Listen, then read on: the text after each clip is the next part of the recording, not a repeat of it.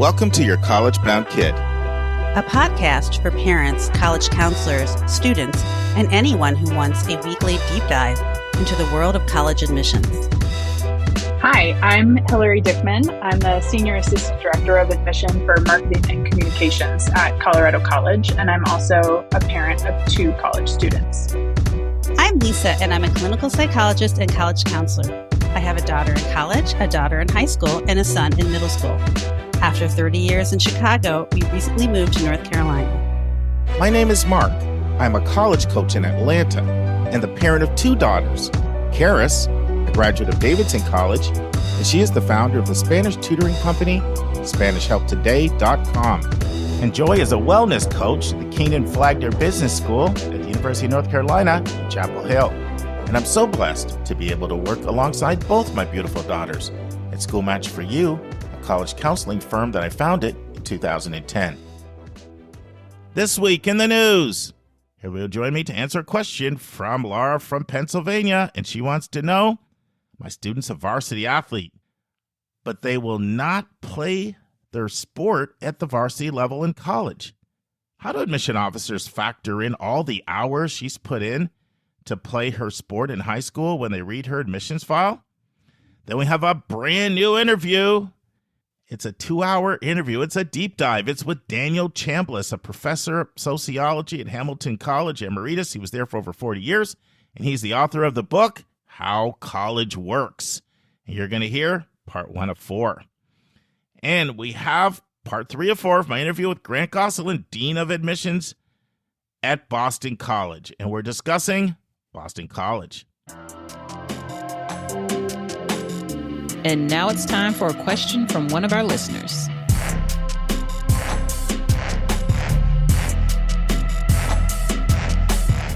Hi, Hilary. Hey, Mark. How are you? Good. I always look forward to the times we record. So excited to meet with you today. And we have a great question from a repeat question asker. I'm going to play it, and I'd love to know your thoughts. Just want to get asked a lot, by the way, in the counseling room. Okay. Hi, Mark and team. This is Lara from the Philly suburbs calling in again with another question. I'd loved listening to your episodes with Andy Strickler about athletic recruiting, but I'm wondering if you could speak to how a student can parlay their competitive sport experience into a successful application, even if they don't plan to play at the collegiate level. I know that a very small percentage of high school students go on to play in college, so my kid can't be the only one in this spot. My rising junior child has played competitive soccer for years, and at one point imagined playing in college. But as they watch their older brother go through his college application process, and as they start to have a better idea of what they want out of their own college experience, my child is less interested in trying to be recruited by a college or university and more interested in finding a school that fits their needs academically and socially. Her mindset is, if soccer is an option, great. If not, also great. So does this mean that the sport is just going to be an entry on the extracurricular activities list? Or is there another way for my student to highlight the time commitment and the love felt for the sport to add to her overall application? How much do colleges really care about your competitive sport if you aren't going to play for them in college? Thanks as always for sharing your collective knowledge with all of us who are just trying to do our best for our kids. Take it away. Yeah, I think this is such a great question, and I really appreciate you asking. We in the admission office really respect the commitment that students have to sports. We don't take it lightly. We see the number of hours that students put in. We know what a commitment it is, not just for the athlete, but for their family also, right? Like that's a lot of hours of mom standing on the sidelines at soccer games and making sure that there are enough, gallon Ziploc bags of cut up oranges and all of that goes along. It's really a family commitment. It's not just the student.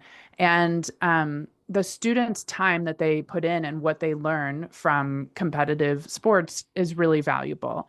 So I would say you can think about this in a couple different ways. Like one, we're with you on this. We know what an impact those sports make on students and what they learn and how it shapes their character. So if you want to just include it in the activity section with the number of hours that the student puts in and kind of the level that they're playing, if they've been captain or anything, you can add that in there. That's fine. The way that I would say to level that up is to include some reflection and for the student to think about what they've learned from playing sports and how that's shaped them into the person who they are. So that might mean that they've learned to stick with something, even when it's hard. We need to see that in the classroom, right? You're going to have to take classes here that are hard and that you don't love, and you're going to have to get through them because that's part of what college is. And that's true for every student at every college. We will see students who learn leadership skills from sports. That's transferable outside of sports, right? Like we want to see that again in the classroom, especially in a discussion-based situation, like our classes are. We want to see that outside of the classroom, on campus, in campus activities, because we have a really vibrant campus and we need students who have learned leadership skills and can transfer those from the field to whatever clubs and organizations they're involved in on our campus, or even just like the impact that you have in your residence hall, right? Like being a positive influence on the students around you in your residence hall. So being able to sort of translate your experience in sports into the skills that you've developed that may have nothing to do with athletics, but are transferable to other areas of your life. If you want to highlight a couple of those, you only have 150 characters, right, Mark, to describe an activity. So you don't have a lot of space here, but if you want to use that space to highlight some of the transferable skills that you've learned, that's great. And then if you're writing an essay or a supplemental essay that has space for or is about your sport or your experience playing sports, that's where I would say to really focus is on the transferable skills that you've learned from playing that sport and how they've come up in that sport and then how they appear in your life off the field. I don't think you need to do that. Like we already know how important sports are in developing character. But if that's a direction you want to go with your essay, then I think the key is to make sure that you're identifying skills that you've learned that you're going to use off the field. Yeah, there are two things you said in there that I really loved, and I want to just accentuate, pull the highlighter out, underscore. The first one was you understand the time commitment. And the reason why I want to bring that up is it's not uncommon at all for me in the counseling end to have students who feel kind of bad because they feel like they don't have 10 activities. And one of the main reasons why they say this is because their sport took up so much time.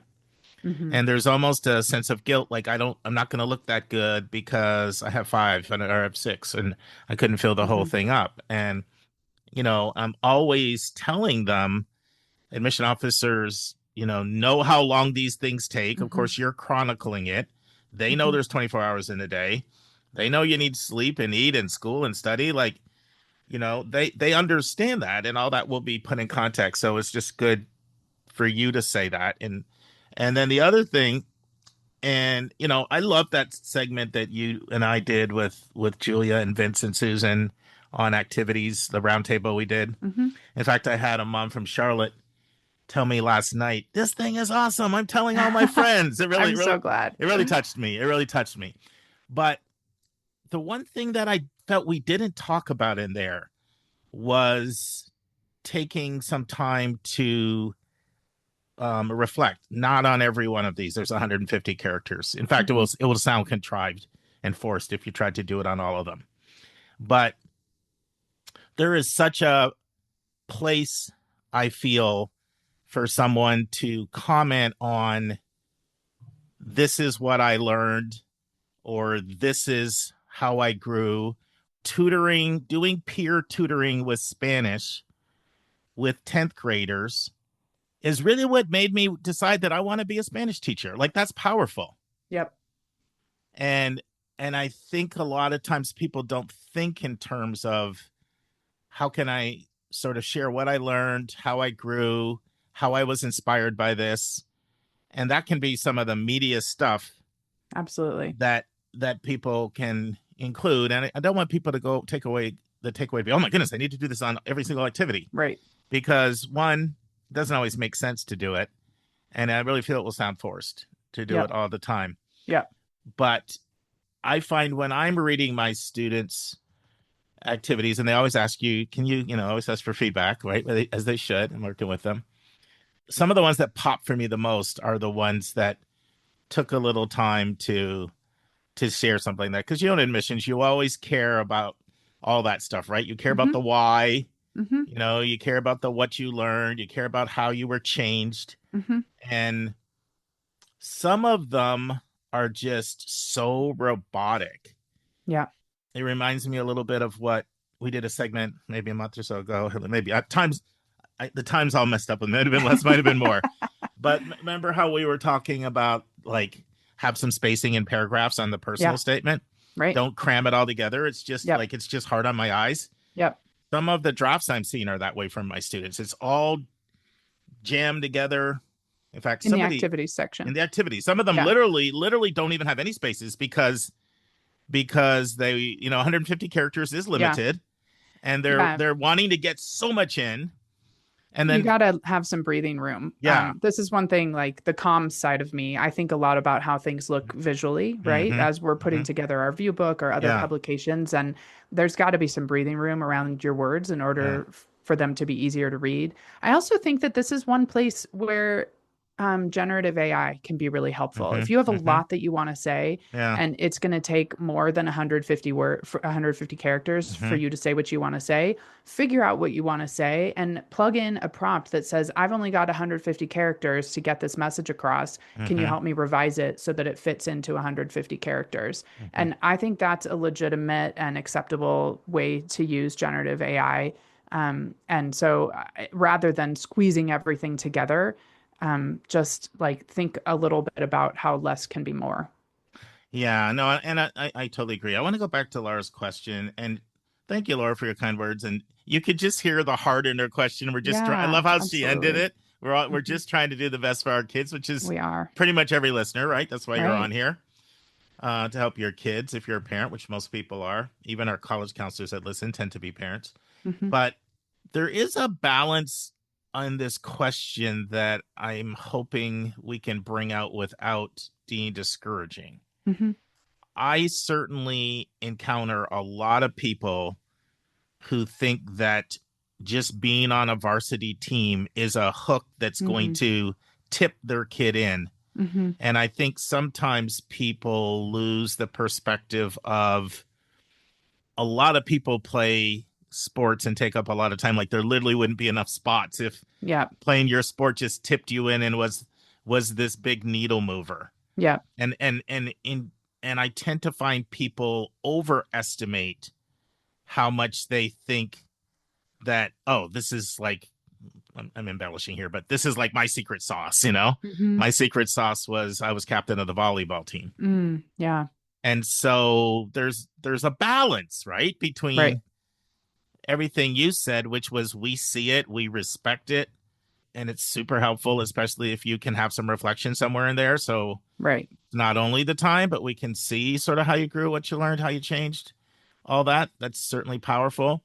And a family not thinking that I have a high degree of confidence my kid's getting in because they're a three-sport athlete. Or they were captain. It's such an interesting observation, Mark, because we do, like, I can identify times when I've been sitting in the committee room and someone will be presenting a student and they'll say, this student's a three-sport athlete. And we're all like, yes. And everybody's enthusiastic about that, right? And also, there are lots of three-sport athletes or athletes who are playing one sport at a high level and it's taking up a ton of their hours. And that is totally in line with the ways that we look at other students who are doing multiple different activities and kind of feeling out different ways of being, different things that they might be interested in. I will say that there are times when we really are wowed by a student because with my territory being the western slope of Colorado and then New England, I have Vermont, New Hampshire, and Maine. I get a lot of very high level skiers, big mountain skiers, racers, those kinds of students. And among those are typically a handful every year of students who are internationally competitive, internationally ranked skiers. And those are, when I see those, it's like double wow, right? Like this student, it's not just an athlete who's competing at a high level. This student is competing internationally. They're internationally ranked. They're standing on podiums around the world, right? That's a little bit different. Those students are kind of set apart. they're not always admitted. Just Mm-hmm. because you're an internationally ranked slalom skier doesn't mean that you're going to be admitted to CC, Mm-hmm. but it carries some weight that sort of a typical, travel soccer or travel lacrosse athlete who plays on both coasts and is playing with a club team from their hometown.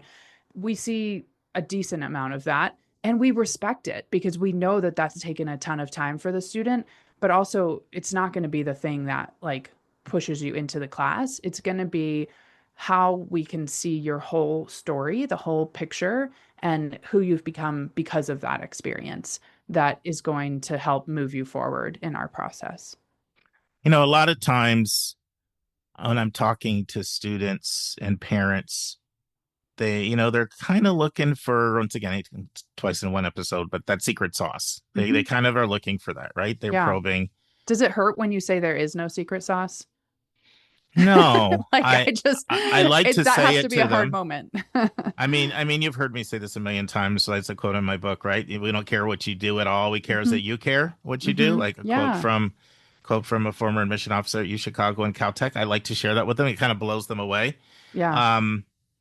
We could do a whole hour conversation on this, but I've heard the word passion project in the last 2 years. I would like to erase that from the vocabulary of Americans. You and me both.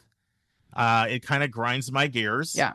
It actually makes my stomach hurt a little bit because it feels like we're setting students up for failure when there are voices that make it seem like you have to have a passion project in order to be admitted to a highly selective school. And like a passion project should come naturally because you have a passion for something. Yes. It should not be something that's imposed upon you. These are 17-year-olds and their passion is hanging out with their friends. Let's be honest. Hilary, it's worse than that. Like some of the times when I hear that the most are from the people that want to start in ninth or start a 10th. Of course, that makes sense. Yeah. And there's some voices out there that are preaching that and charging people a lot of money to say that they'll create one for you and all that. It just kind of goes against everything you and I believe in. Yeah. But yeah, I've heard that more in the last 2 years than the previous 20. And it's discouraging because it is coming from the standpoint, like, I know this is what I need to get in. Like that's really the way it's framed. Yeah. And so I push back and then they're like, well, what else can I do? What else can I, all this kind of stuff. Right. And one of the things that I tell them is, learn how to reflect on what, do what you love, do what you love. Right. Like I always tell them two things. I say, why are activities important at all to a college? It's a hard question. So they normally don't get it right. and I just want them to think. And I say, well, partly they're an insight into who you are, right? You pick up a file, you're trying to figure out who the person is. So anything that's your own free discretionary time, it could be elective courses, summer, anything that kind of gives me an insight into you. And then second, I'm trying to see you on my campus. I'm trying to project where you may contribute. So if you try to game that by like doing something you really have no interest in, it really is, now it's useless to me. But I kind of try to get them to think that way a little bit. And they're pretty open to that, to be honest with you. But they're still like, well, what can I do? And I say, well, one of the things you can do is reflect. Yeah.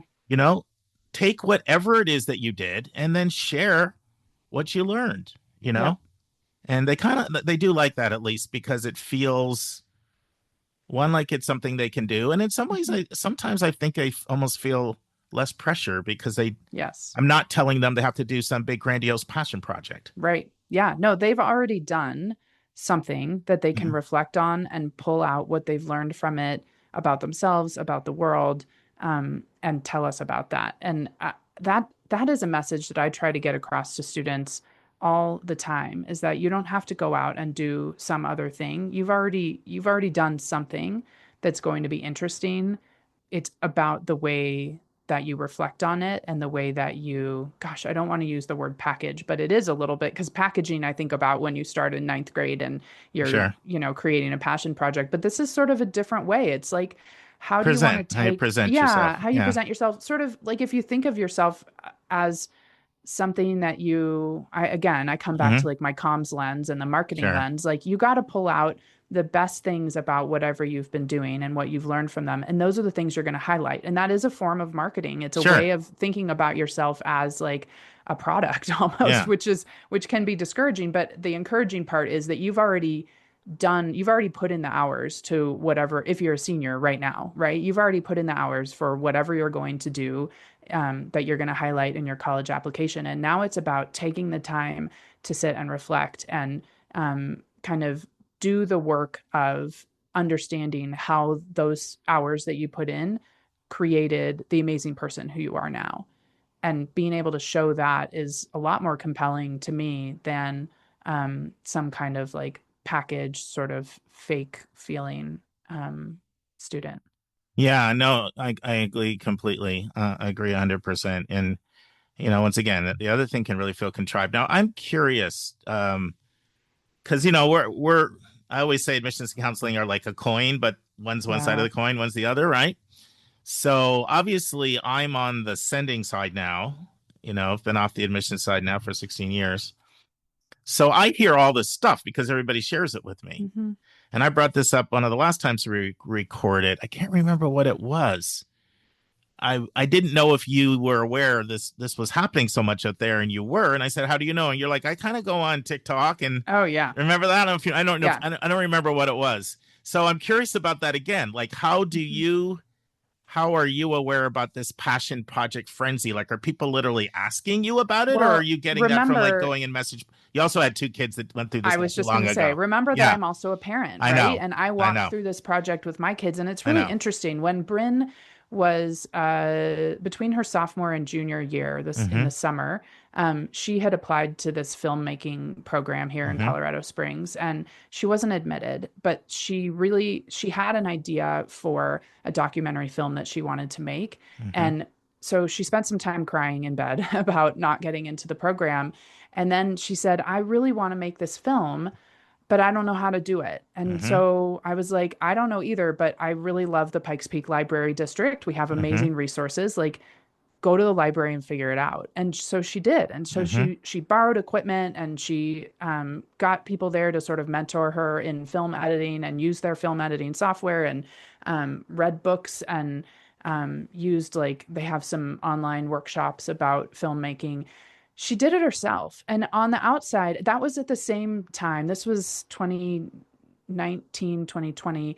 This was around the same time. Let's see, it was 2019. Yeah. Because 2020 kind of put the kibosh on her actually releasing it. So this was around the same time that I was starting to hear the phrase passion project. And I was like, on the one hand, encouraging her to do what she wanted to do, that she was excited about, and to use her summer to work on this project. And on the other hand, thinking, goodness, I hope that she never hears the word passion project, because that's not, I mean, it is sort of what this is, right? And also like, she doesn't want to be a filmmaker. But it was a topic that she was really interested in exploring. She wanted to explore sort of the impact of social media on kids. And this was when that was kind of less talked about, before there were documentaries on it. And it was a thing she really cared about doing. And there was a fear inside of me that this would be seen as a passion project that someone told her to do and told her to put together and package herself in that way. But I let her do it, encouraged her to do it. It was such a great learning opportunity for her. There was so much, she learned so much about what it takes to be self-motivated, what it takes to finish a project when you don't have someone kind of giving you assignments or giving you a timeline. And it was really good for her. And there was also that thing in the back of my mind that like, this is going to look like a passion project. And I hate that phrase. But it was so good for her. So I know about passion projects because I have walked through this with my own kids and tried not to allow them to be sort of packaged. I just want them to be themselves, and I want them to grow into who they're going to be in a really natural and authentic way. But also, I interact with counselors a lot. Like, I ran our counselor advisory board for the first few years that I was here. I make a point of interacting with counselors when I'm at our RMACAC, our governing body here in the Rockies. I chat with college counselors when I'm on the road. I follow some IECs on social media, ones who I think are a little bit over the top, because I want to know what the ones who are over the top are saying to students. So I don't know that it's normal for admission officers to be as plugged into that side of things as I am, but I think it's a natural interest of mine. And because I'm preparing our communications for counselors. I want to be aware of what they're hearing and what they're experiencing, because otherwise we can't offer them helpful advice. No, I think it's great that you do that, including following ones that are over the top to hear the messaging.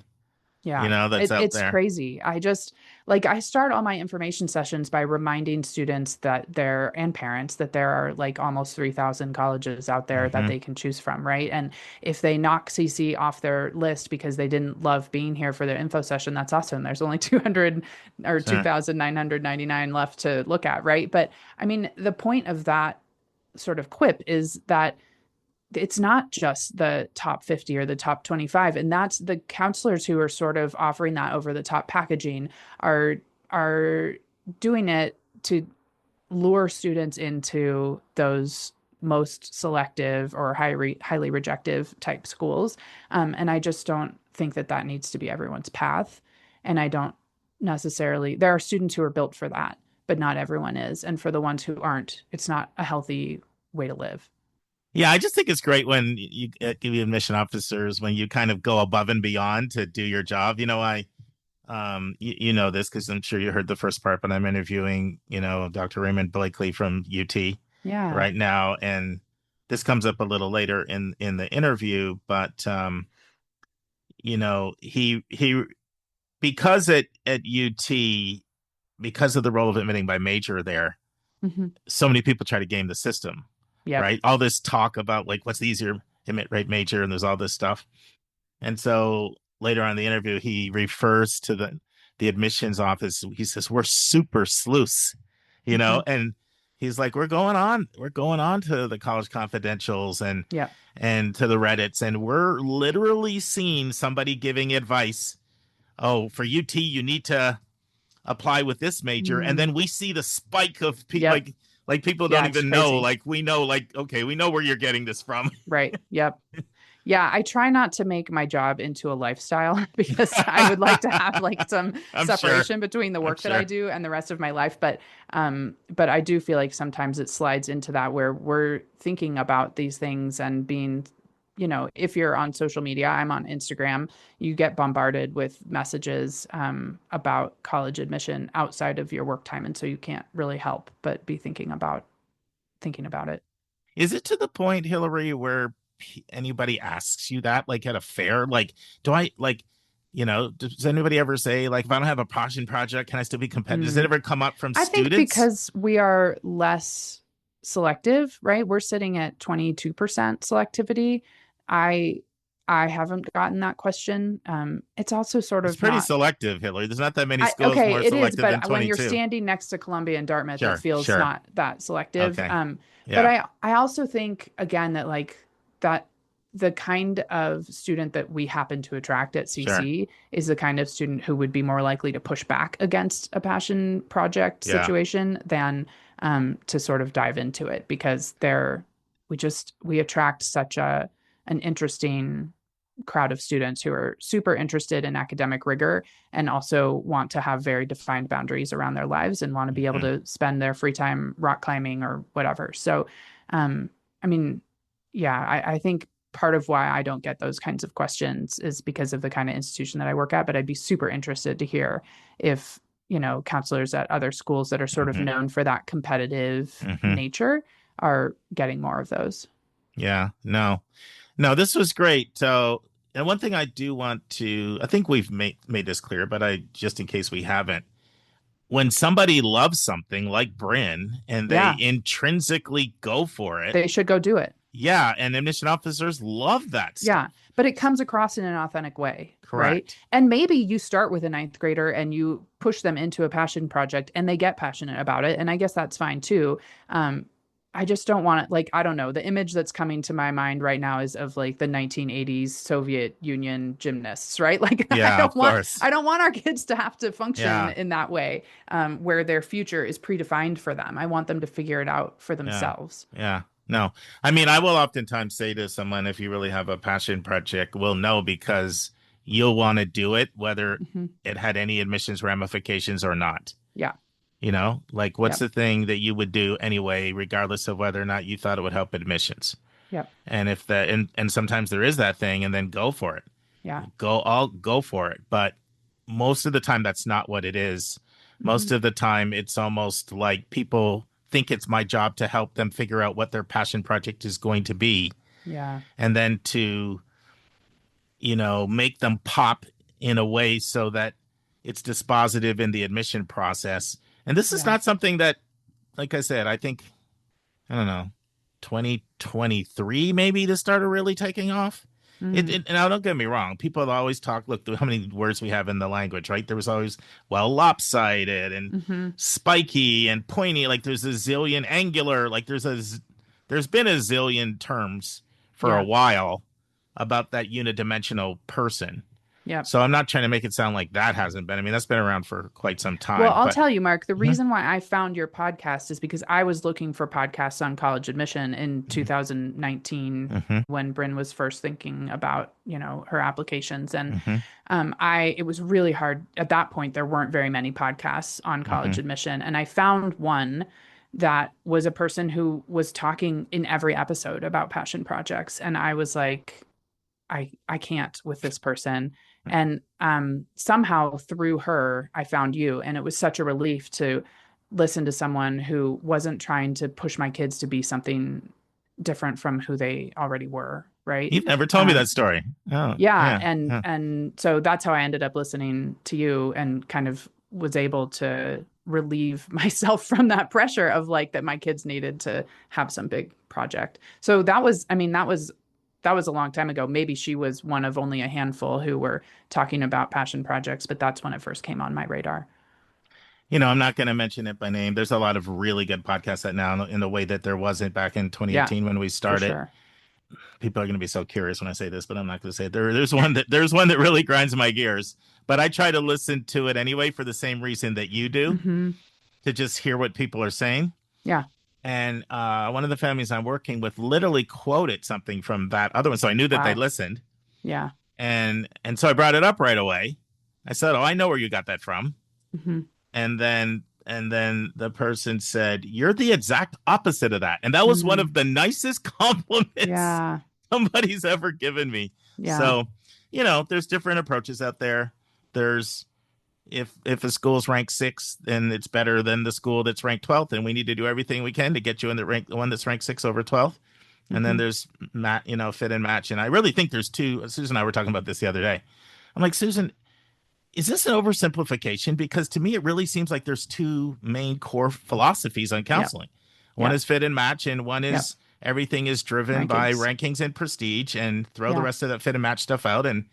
And no, Susan said, no, I agree, so. Yeah. The hard part is when I'm interacting with someone who comes from a rankings perspective and that's how they're counseling their students, or there are people in their community who are counseling students that way. Like I'll run into this sometimes with high school side counselors who are in communities where their IECs, it's very high pressure, very wealthy communities, right? And the IECs are counseling on the rankings side. And then I will sit on a panel or something and I will sort of hold the line on what I think is appropriate for students to be doing and the way that I'd like them to be reflective instead of just doing all the things. And I'll get pushback from it. And it's frustrating because I'm like, which one of us is the one who's actually reading applications? But then that I think is why, like when I said earlier, we're only at 20 or 22% admit rate. I think that's where that comes from, right? Is that I'll be getting pushback from people in communities who are saying, yeah, but you only have a 22% admit rate. We're looking at places that have 3 to 5%. And that's true. I can't speak to that. Friends, Hilary may not feel she can speak to how colleges with sub 10% admit rates feel about passion projects. But go back and listen to my interview with Christoph Gutentag, Duke's chief enrollment officer for the last 34 years. Duke admits less than 1 in 20 in regular admissions. In this interview, Christoph reaffirms the same message Hilary and I are discussing here. If you're interested in that, it's interview 217, and our discussion gets into things like whether a kid needs to have published research, whether they need to start their own nonprofit, whether they need to start their own charity, whether they need to be spiky or angular or lopsided. We can talk about all that stuff. It's in the middle of interview 217. Or you can just save the time and know he reaffirms the same message Hilary and I are discussing here. What I can speak to is what I think is the healthiest path for students. And I just want to see students be who they can authentically grow into being on their own rather than being forced into a box. If people think the rankings way, they look at you like you're crazy when you try to talk another language. Yes, they act like you're from Mars. Yeah, I get that a couple times a year in one's particular community.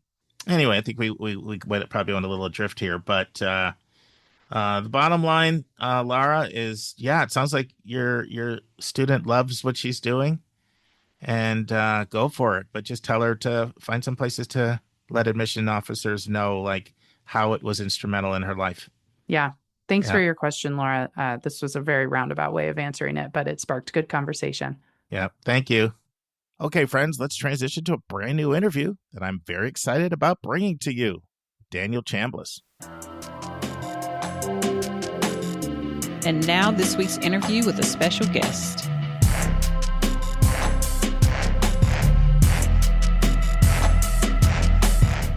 Friends, I hope you enjoy this interview as much as I enjoyed conducting it. Daniel Chambliss, who prefers Dan, is an engaging communicator. In part 1, Dan gives his background, and he tells us why he wanted to study how colleges work.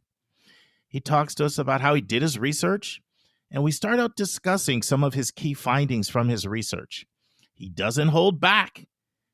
He will share what he calls the worst idea in higher ed in the last 25 years in part 1 of 4. Listen and enjoy.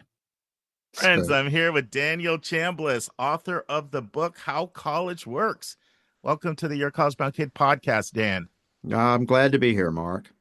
So our very, very astute listeners will remember Susan and I interviewed Bob Massa, and not too long ago, actually. And at the very end of that interview, and I said to Bob, any book you recommend for our listeners? And he said, yes.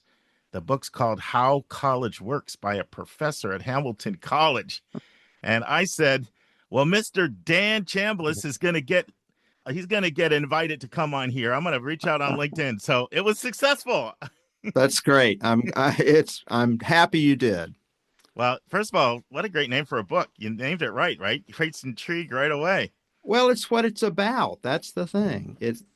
We try to figure out, how does college do what it supposedly does? Yeah. And before we get into that today, I'm sure some of our listeners are curious. What's your background? Like, how did you come to where you are today? Let us know your backstory. Yeah. Backstory is I grew up in Tennessee a long, long time ago. Went to New College in Florida, which was an experimental kind of late 60s hippie school. No grades or anything like that. I went to grad school at Yale for 6 years, studied sociology, was my main field, but also did a lot of philosophy and political science and psychology. Got a PhD. I specialize in studying organizations. So I spent 40 plus years as a college professor. I'm recently retired. And I study organizations. Like I did a book about hospitals, for instance. I did a book about Olympic swimming teams. People winning gold medals and all that sort of business. And I've done this book about colleges. I've done some other work as well. I've done some business consulting and so on. But really, I mainly study organizations and what makes them work well and how they get results for the people working in them. So give us the background in terms of when the curiosity started to form in your mind. Mm-hmm. I want to study college. Like, unpack that for us. What was going on? Talk about that. Well, it was kind of natural all the way through because I was spending a lot of time teaching, for my entire career. So I thought about the issues a lot. But beginning in about the year 2000, about 25 years ago, there got to be a lot of interest in the assessment movement, for high schools and elementary schools. And it started coming to colleges. And people were starting to ask, well, do colleges really do what they claim to do? Do they get the results they claim? And people wanted to do research on that. and find out the real answers. And so Hamilton College, the place I was working, wound up getting a series of grants for this project I headed. Total almost $1 million in grants, actually, over about 10 years, to study how college produces whatever good results it does. And it was centered at Hamilton, but at the same time, I was also, for 6 years, I was a commissioner for a major accreditation agency, accrediting colleges all across the Northeast, and had a lot of access to data, national data about colleges and universities and how they work and so on. So we just wanted to know how does college, to the extent that a college produces good results, how does that occur? What is it we do internally? You kind of get in the black box and see what really matters in getting good student outcomes. That's what it was. That's what it was. Well, our regular listeners know I just came back from cruise to Bermuda for a family reunion and had the nice little balcony spot. And I had your book in hand out there in the balcony and I got to read it. Oh. And Okay. you talked a lot about the different approaches of the research. Yeah. Share with our listeners, Yeah. how the research was conducted. Yeah. Well, right, because it's sort of easy to spout off what you think goes on in colleges and how students develop and so on. But we wanted to really know. And so we did a multi-method longitudinal study that lasted 8 years, plus several more for a lot of literature search and so on. The core of the research was tracking. We took 100 students as they were entering college, randomly selected, and we followed those people for their entire college career, including some of them leaving, and then for 4 years after they finished as well. So we interviewed them every year, every semester while they were in school, and then every year after they graduated. We followed all their transcripts and what courses they took and what extracurriculars they did and who their friends were and all kinds of things like that. So the core of the study was this panel study, is what it's called, of 100 students, and they're taking them through their entire college career. We also used national surveys. We did alumni surveys. We did. We relied some on surveys that other people had done of college students and college graduates across the country, things like that. So it was really a multi-method, longitudinal, comprehensive study using a lot of different methods to offset each other, to check the weaknesses and so on. And it involved, we had probably a dozen or so different professors involved, several academic consultants. We had probably 50 or so student assistants along the way because there was a lot of work. It was a big project. But we feel good about the results. Is this some of what you did, Dan, at Yale in your 6 years there, study organizations work? Would you kind of focus on that as part of either your dissertation or anything? Yeah. My dissertation was officially on the social psychology of organizations, is the term they use. In other words, internal workings of organizations. And I worked with a couple of management professors as well as sociology people. But my dissertation itself was actually on nursing services in hospitals and the moral and ethical problems that nurses face in their work. So that was different to some extent than this stuff. Yeah, but still, you research methods. You got grounded in that. That's transferable to whatever you want to study. I've published a research methods textbook. Wow. It covers all kinds of social research methods, and that's in its 7th edition now, I guess. So it's been around. So what were the biggest challenges that you encountered in doing the research? Well, the biggest one actually was just keeping track of all the people we were studying. So you start out with 100 people, and then they do things like study abroad. They go to France, and it's, you gotta keep track of that and be able to talk to them when they're in France. Or the real problem comes after they graduate, because then they scatter to the winds and go in all kinds of directions. And you have to, you wind up calling their parents and trying to find out where they are and things like that. So that was certainly a big one. The other one is that we were working at a small liberal arts college in the Northeast, and yet we wanted results that would generalize to all kinds of institutions.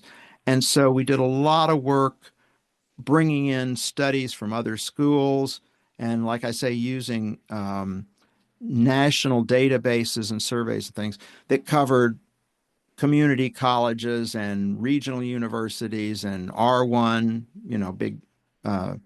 big research universities, and all kinds of different places. And so integrating that with what we were learning was a serious part of the project.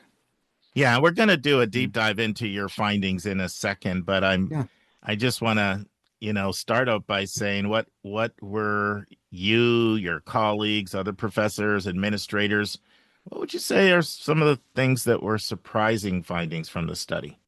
Well, I would say the biggest surprise probably was that small classes are not the panacea that a lot of people think they are. And I would even, to put it strongly, I would even say freshman seminar programs tend to be overrated. So that's kind of a surprise. You think of, well, small classes are good.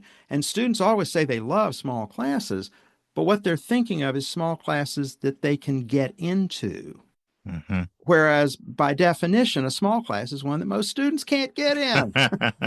That's what makes it small. You're not there. And especially probably if it's popular. Exactly. Yeah. That's exactly the problem. Yeah. And so what happens is the student winds up getting in their third or fourth choice when they sign up for freshman seminars, because the hot ones are gone, right? And the popular professors fill up fast. And so they have this sort of paradoxical effect of limiting students' access to the best teachers. Now, some of them can work. Some of them work. I mean, I'm not knocking them at every school, but I've seen a lot of them, and I would say 75% of the time it doesn't really work well. So take something like that. What research method would you use to unpack that? Is that sort of comes out in surveys? Hey, I wanted to take this and I couldn't take it. No. Well, in interviews. And what happened was the college we were studying, which was Hamilton, started a sophomore seminar program, which is very much like a freshman seminar program. So all these classes were going to be small, and everybody get them and so on. And we did it for a couple of years. The college did it, and then in our interviews we asked students about their small classes, and they were all like, "What small classes? I'm just not getting in many." I mean, they were all doing the sophomore seminar, but that was one class. But it has the effect of making all the other classes big.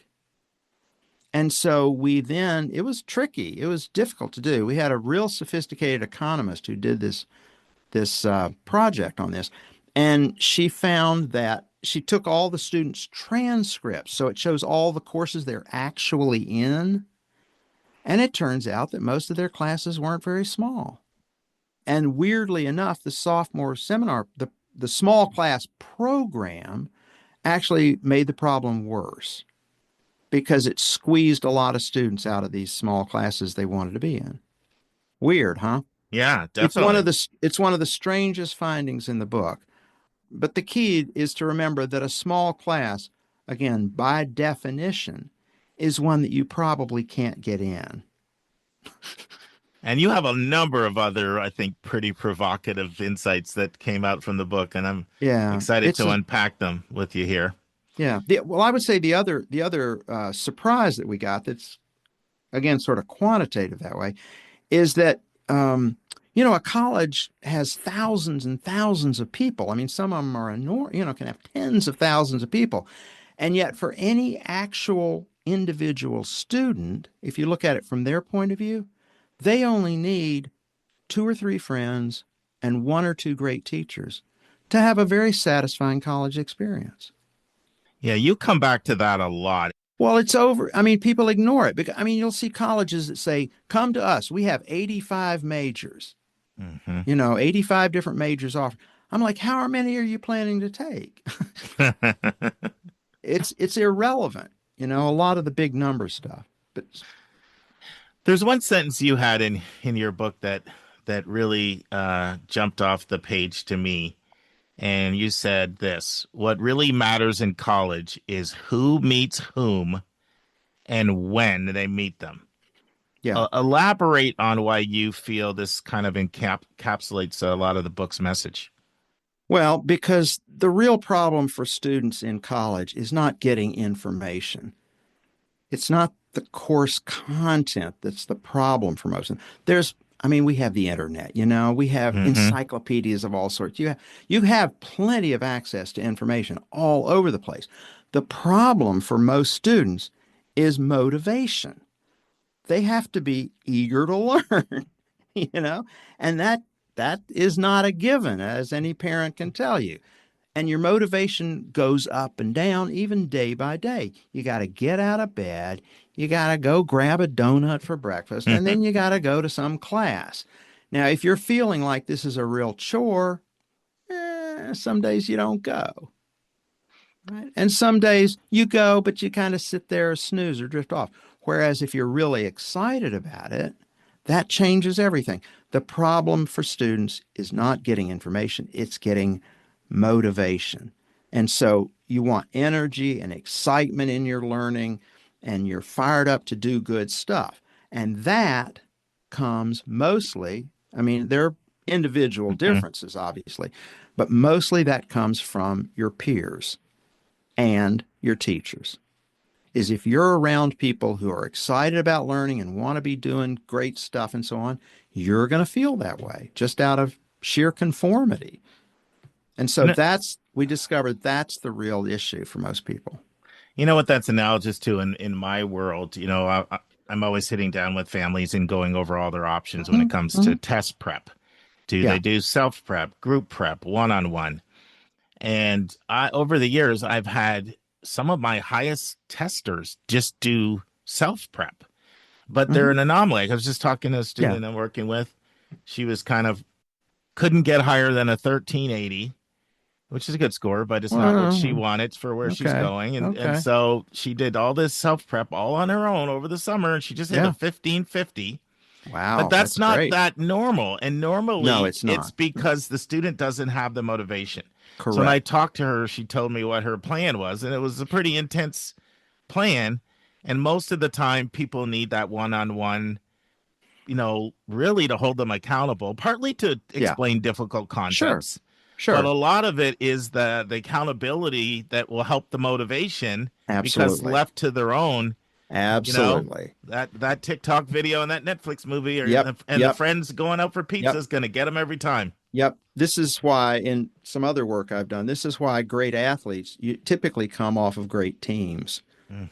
It's because you want to be surrounded by other people who share those goals and are excited about the same things and make you feel like this is a worthwhile endeavor and, all of that good stuff. That's why you have a study buddy or workout pal or whatever it is.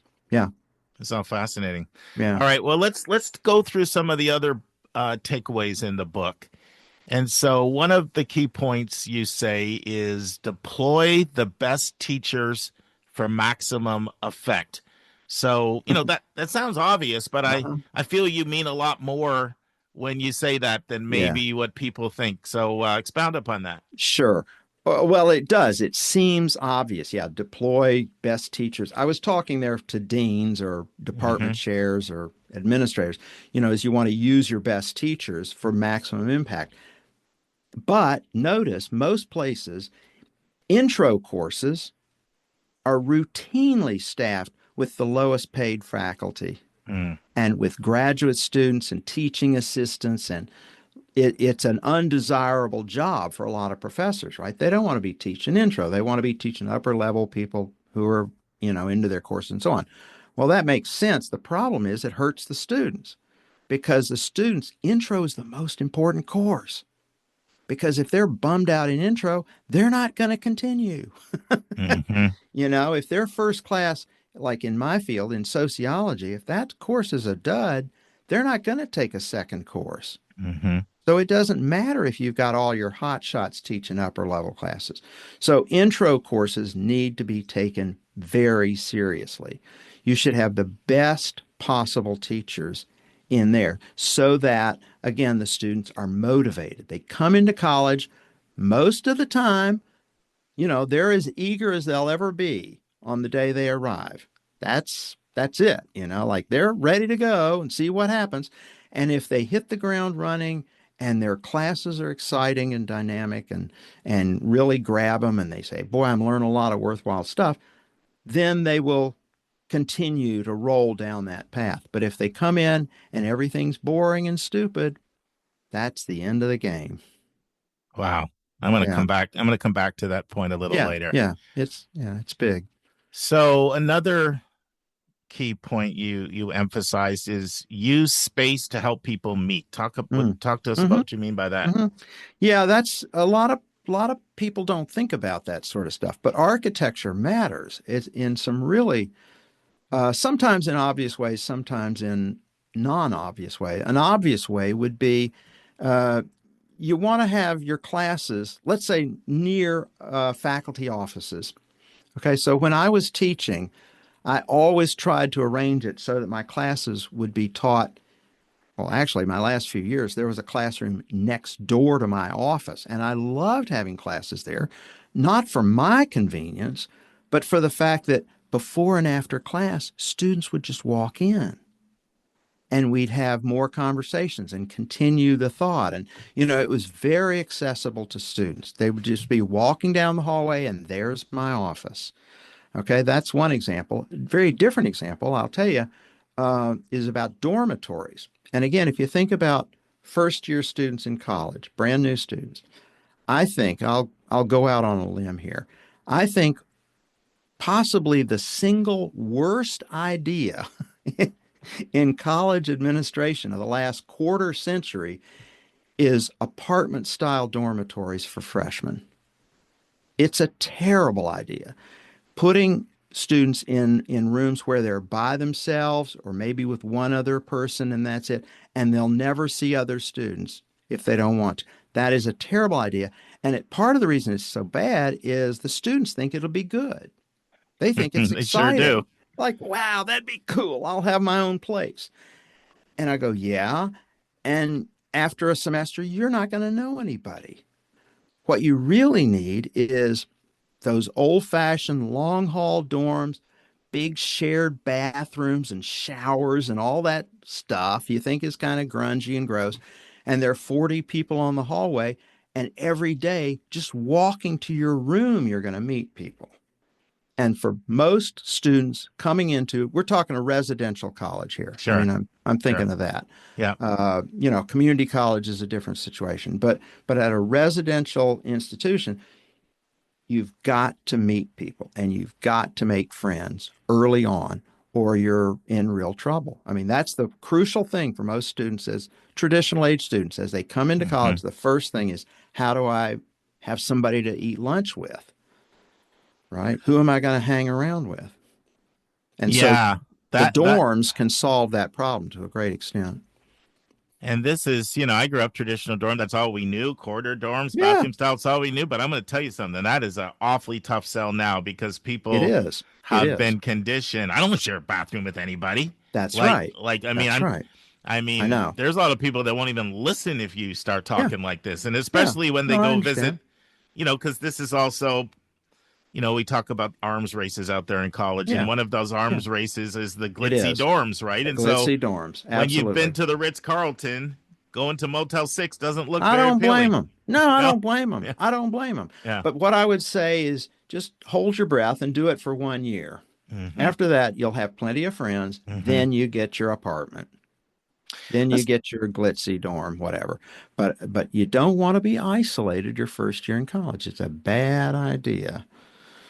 Let's talk about friends, because you talk a lot about this in the book, and you talk a lot about how administrators and professors don't understand how students think and what they want out of college, what their motivations are. Yeah. Talk about that.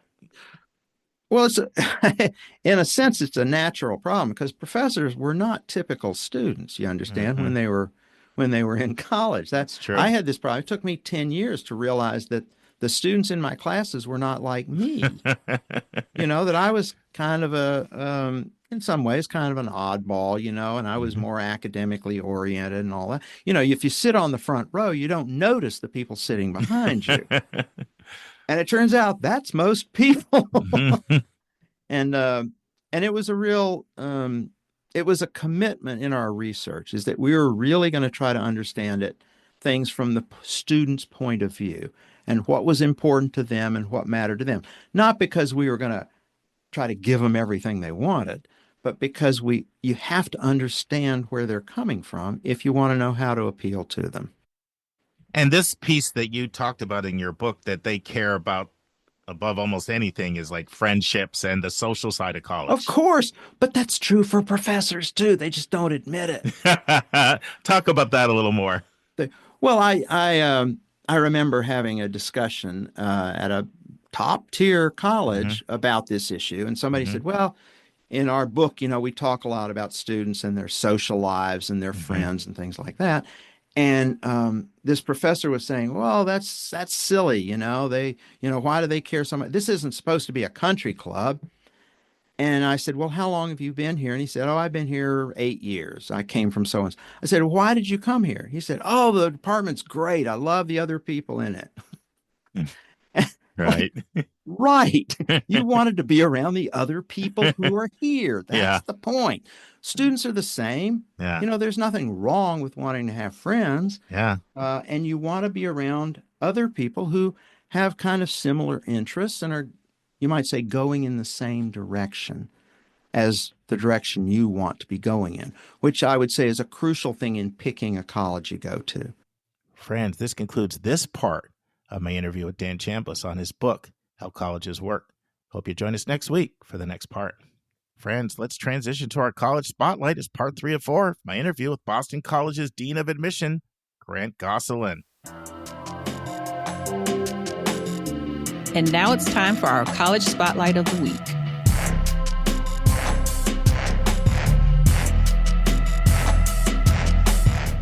Friends, we're continuing trying to unpack and understand Boston College with their Chief Enrollment Officer, Dean of Admission and Financial Aid, Grant Gosselin.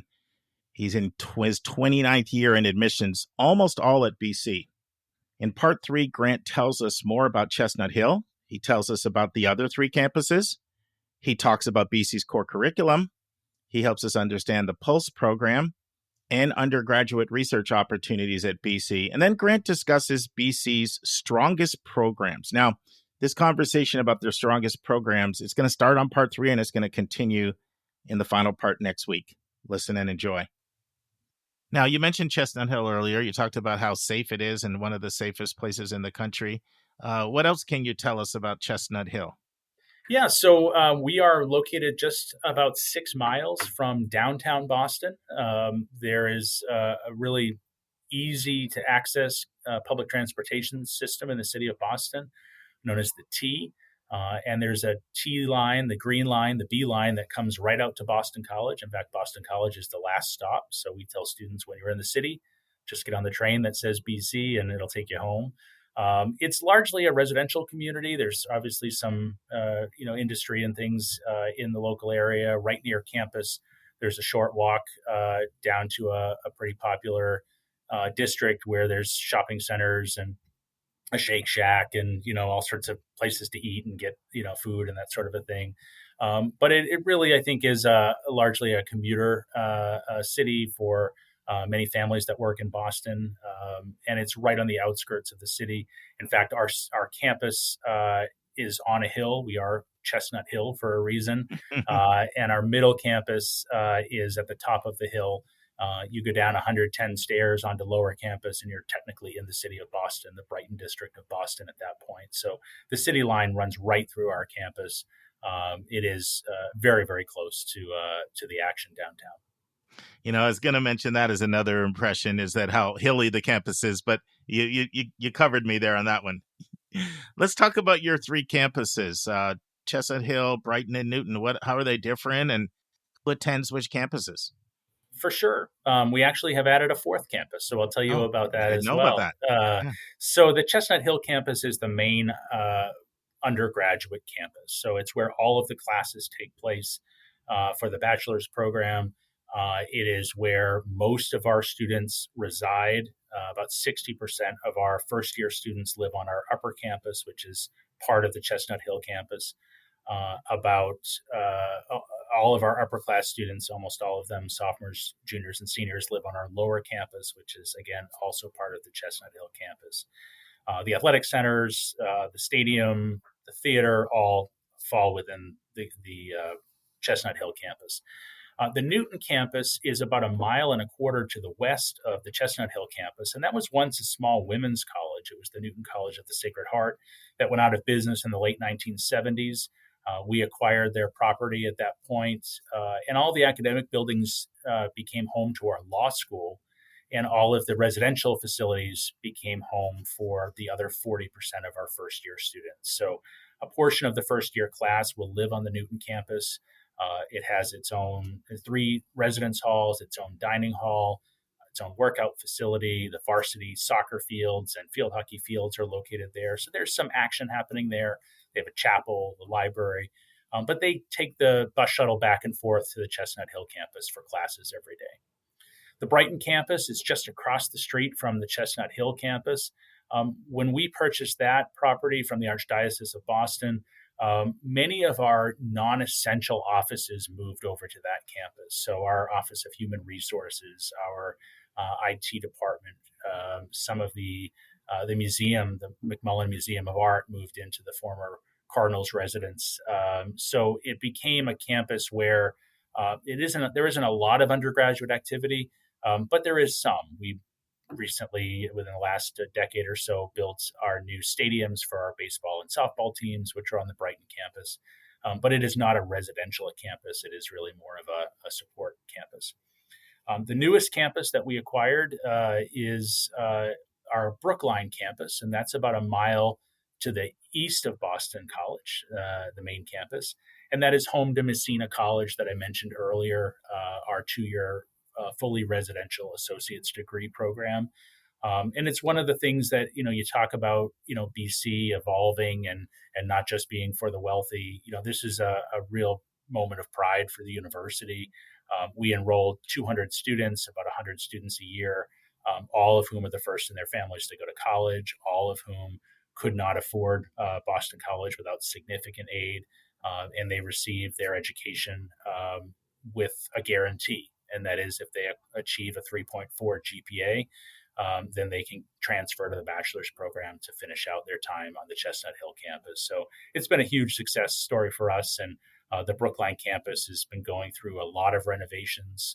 That was formerly known as Pine Manor College. And we joined forces with Pine Manor in 2020 as they were, closing their operations. And we've invested over $40 million in renovating that space so far and are continuing to upgrade those facilities for the students who live there. That must be a great experience for them. I mean, every time when I would talk to first-gen students, they would find first-gen affinity groups would be where they would find their people, more so than like the race-based ones, like the Asian, the Black, the Latino, or LGBTQ or whatever. It was the first gen. That's where they sort of found their people. And to have so many of them living together residentially, I could see how that would really provide a lot of support, great friendships, and enable them to transition to Chestnut Hill and really sort of have a good, stable ground. Is that what you find? We do. I think the students that we've recruited, especially as we were recruiting the very first class, a college that didn't exist yet, there was a lot of hesitation from families about the support that would be there. I should also point out that we've also targeted a different population of students academically for this program. These are students that are largely attending underfunded high schools and have earned about B or B plus averages, right? So these are not the straight A students that are typically competitive for admission to BC.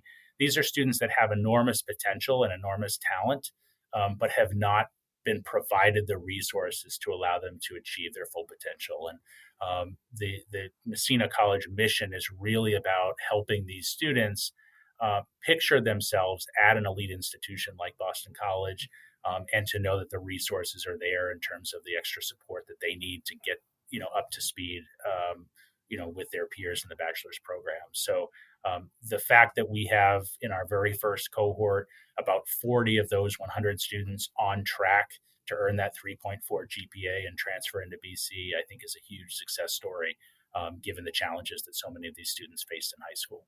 Well, nothing like a little incentive, knowing what the bar is, right? That's Know right. what you got to do. That's right. Yeah. Yeah. Let's talk about your core curriculum. What can you tell us about it? For sure. Yeah. So the hallmark of Jesuit education, as I said earlier, is to have this broad-based education. Our students, regardless of which of the undergraduate colleges they're enrolled in, will take part in what's known as the university core curriculum. 15 disciplines, 15 course areas that need to be completed, 2 courses in English, 2 in natural science, 2 in social science, 2 in theology and philosophy, as I mentioned earlier, 2 in history, then 1 in the arts, cultural diversity, and mathematics. For students that are in the Morrissey College of Arts and Sciences, they also have a language requirement to complete a language at the intermediate level.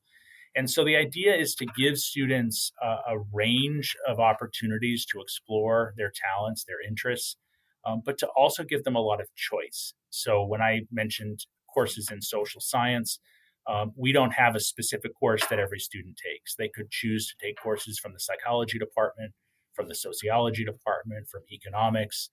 It allows them to tailor the interest that they have while also taking those disciplines. And I think the beauty of a core curriculum is that it will really ensure that students are not solely focusing their time on areas where they're already strong, but are looking to also enhance their knowledge, their expertise in areas that perhaps they might not naturally be drawn to. And our world is far too complex to have students be unidimensional in terms of their studies, and having a larger appreciation for the greater picture is really important. We've had a lot of success over the course of the last decade in renewing our core curriculum. Despite the value of a core curriculum, as I just described, there are still students that approach a core curriculum like a checklist, right? Like, I came here to study, math and science. How do I get my history class out of the way, right? And so our faculty got together about 10 or 12 years ago and said, well, how do we make the core curriculum more relevant to the 21st century? How do we make students see the connection, the importance of understanding issues from different dimensions? So we've gotten together different departments on the university, and we've created 2 series of courses, one called Complex Problems, the other called Enduring Questions. These are team taught in the first year, faculty from different departments that would never be teaching together otherwise. And they tackled these disciplines in the core through the lens of a particular topic. So they might be studying the history of energy, right? And they're combining a history course and a natural science course. They're looking at, back on George Washington's farm, the use of peat to, as fuel in home heating systems, all the way to current day nuclear and fusion technology, and helping students understand how energy has evolved. Energy dependence has limited or enhanced the economic development of countries. So it's giving students the ability to kind of take a step back, realize the importance of understanding where we've been, but also understanding current day topics as well. Those have been incredibly popular courses for first-year students, and we guarantee that every incoming student will have the opportunity to take at least one of those courses if they wish. Great. Talk to us about your Pulse program. Pulse has been around for 55 years. Wow. It is one of the most beloved course experiences at Boston College. It's a way similar to Complex Problems and Enduring Questions to combine different elements of the core curriculum. And Pulse does that in combining theology and philosophy into a great books course where students will study the great thinkers throughout history. And then they also will study issues of justice and social justice in the world. Pulse, in addition to the course content academically, has students commit to service in the greater Boston area. We have about 40 different service placements where students will commit to working for the entire year, and they commit 8 hours a week. And they go into that service placement probably 2 days a week throughout the course of the entire year. It could be working as an after-school mentor to an inner-city child. It might be working in a soup kitchen. It might be working on a Samaritan's hotline. But the idea of Pulse is to help students begin to understand some of the societal challenges that make charity necessary, right? That it's important to go out and do this service and give back, but it's equally important to bring that into an academic setting and talk about the reason we have homelessness in our cities, the reason that the opioid epidemic has, shifted so many life trajectories, and how do we get ahead of that? How do we change funding in our government? How do we change funding in our cities to make sure that these issues are being addressed much earlier on, so that we don't need as much of the service work to begin with? And talk to us about your undergraduate research fellows program. Yeah, so Boston College is an R1 research university. It's a classification limited to only about 3% of universities nationwide, and really speaks to the amount of research happening at those institutions. At BC, about 35 to 40% of our undergraduate students are engaged in research. And the undergraduate research fellows program simply is a mechanism to ensure that these opportunities exist and provide faculty with the financial resources to be able to pay students to assist them in their labs. We have a significant number of students that are in the STEM fields at BC. And so obviously those are places that a lot of people think about when they think about research, but there's research happening in our School of Education. There's research happening in the School of Management. There's research happening in our sociology department. So really in any part of the campus experience, students can think about adding that to their curricular journey if that's something that they're interested in doing.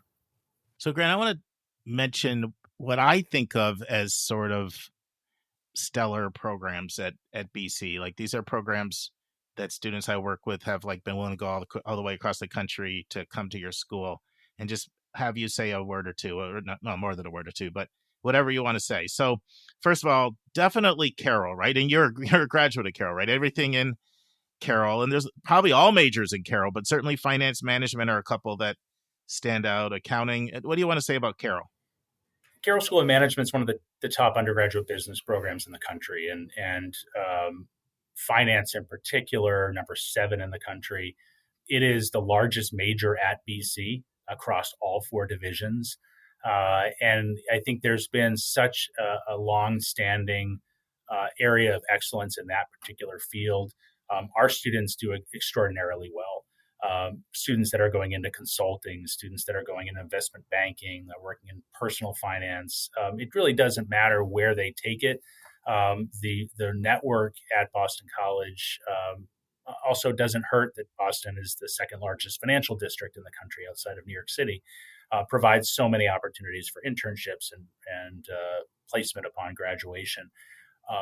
The Carroll School students are in such high demand that for those fields I mentioned, investment banking, consulting, accounting, those firms are coming to Boston College to recruit students in the sophomore year for the internship that they'll have in the summer after their junior year, almost a full 18 months in advance, because they realize BC graduates are in high demand. And if those firms are not going to hire them, somebody else is going to beat them to it. And they're really engaging in this process at a very early age. And the Carroll School, as you mentioned, finance, very strong, but we have top 10 or 11 ratings in 6 different areas in finance, general management, data analytics, entrepreneurship, marketing, and accounting. So it really runs the gamut in terms of the opportunities for students thinking about business.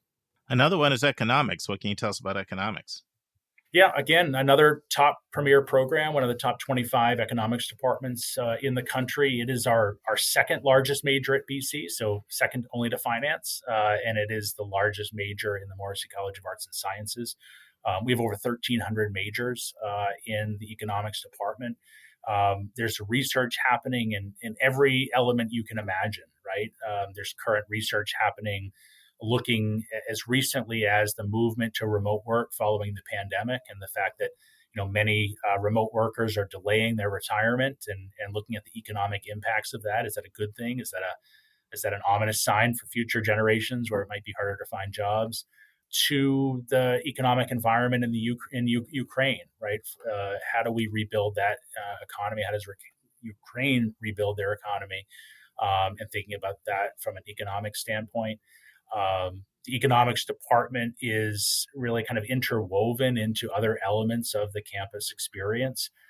One of the most recent faculty hires that BC made, actually a hire in the Carroll School of Management, was Nobel laureate Paul Romer, who has come over to be a member of the finance department, but also is serving as the inaugural director of the Center for Economics and Ideas at Boston College. That'll be kind of this interdisciplinary economic hub for students to explore growth in those areas. So I can't say enough about economics. It's one of the, most popular majors, and certainly prepares students quite well. Cannell School of Nursing? Number 9 in the country. The Cannell School is really a premier nursing program. We have partnerships with 85 healthcare providers in and around the city of Boston.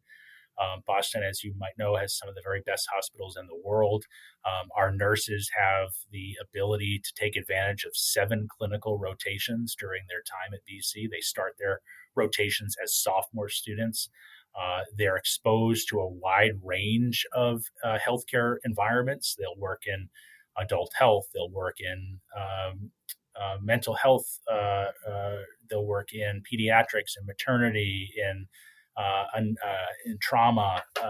But they'll be working in some of the best hospitals out there: Boston Children's, Dana-Farber, Mass General. They'll work in Boston Medical Center, which is an urban setting. They'll work in the VA, right, working with our veterans. So it gives them a wide range of experience. And our students' success rate on the NCLEX exam is historically about 98%. So Our students do very, very well when they're looking for employment. Communications is another one. What can you tell us about that? Yeah, also you're hitting all the most popular majors. So also in the top 5 at BC. Our area of focus and specialty is around mass media and public relations communications. Really strong departments in journalism. Actually, the chair of the journalism department, Professor Angela Ards, was the former editor of the Village Voice, so brings a great level of experience with her. Professor Michael Shirazio is a real fan favorite among our students.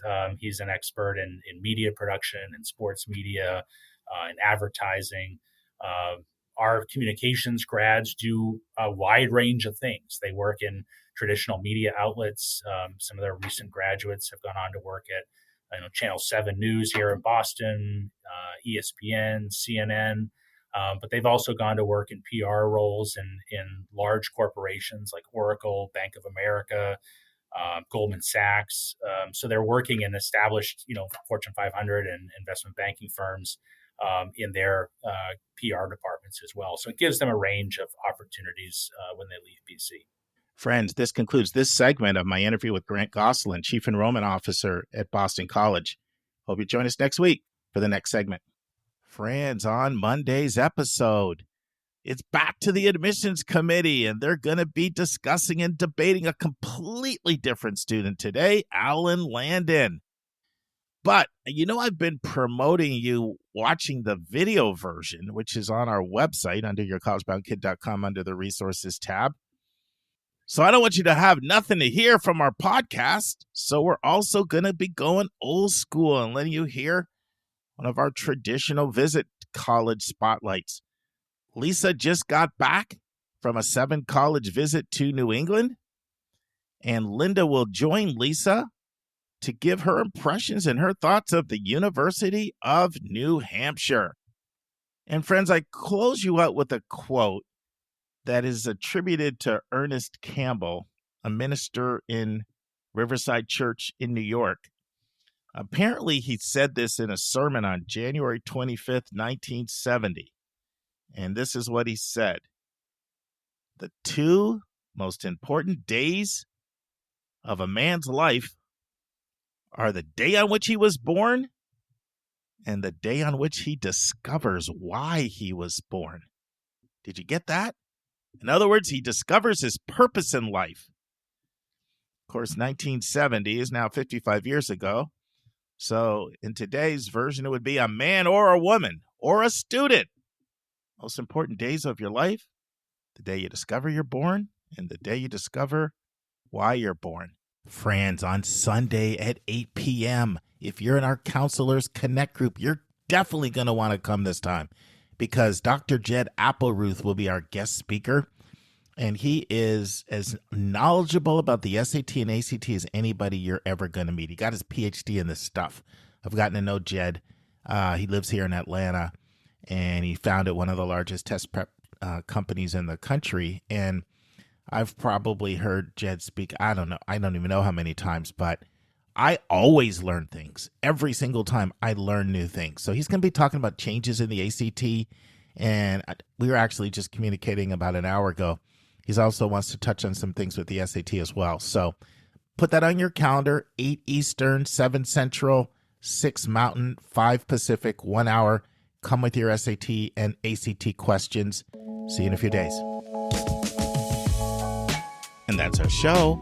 Big thank you to you, our listeners, for tuning in this week. If you find this podcast helpful, please follow us and you will get every single episode as soon as they are released.